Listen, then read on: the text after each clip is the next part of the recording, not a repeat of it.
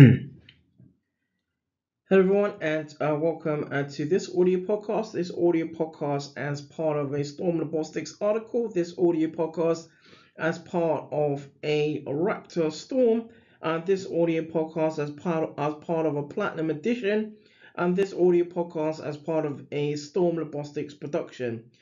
Today, looking at the symptomologies of Crouzons syndrome, but where Crouzons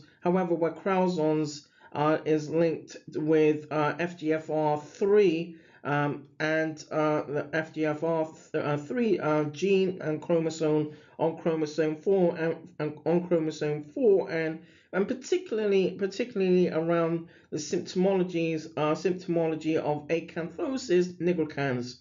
So one of the questions originally had been, what is Acanthosis Nigricans? So Acanthosis Nigricans is a disorder that may begin at any age. It causes sort of velvety light brown to black markings, usually on the neck, under the arms, or in the groin, or in around the groin area of those diagnosed. In amongst those diagnosed with Crouzons. Acanthosis nigricans is also one of the most often associated symptomologies that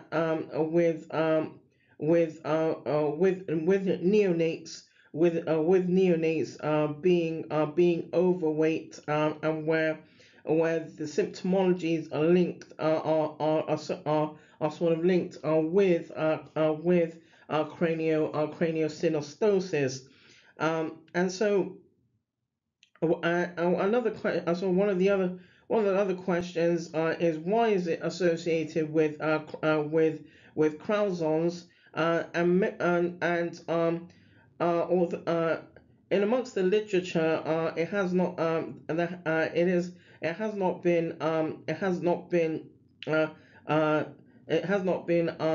ultimately has not been ultimately evidenced. However, there's probably genealogically, it's probably where those amongst the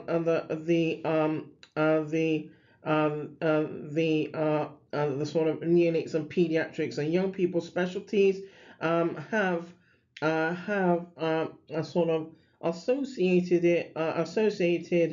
Acanthosis nigricans with Crouzons from have postulated, that it has a genealogically sort of basis, but ultimately no one has really identified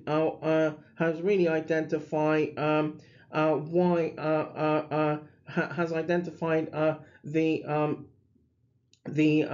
associations directly, where Crouzons is linked with the symptomology of Acanthosis nigricans, and so that draws this audio podcast to a close. This audio podcast, as part of a Storm Robotics article, this audio podcast as part of a Raptor Storm, and this audio podcast as part of a Platinum Edition, and this audio podcast as part of a Storm Robotics production.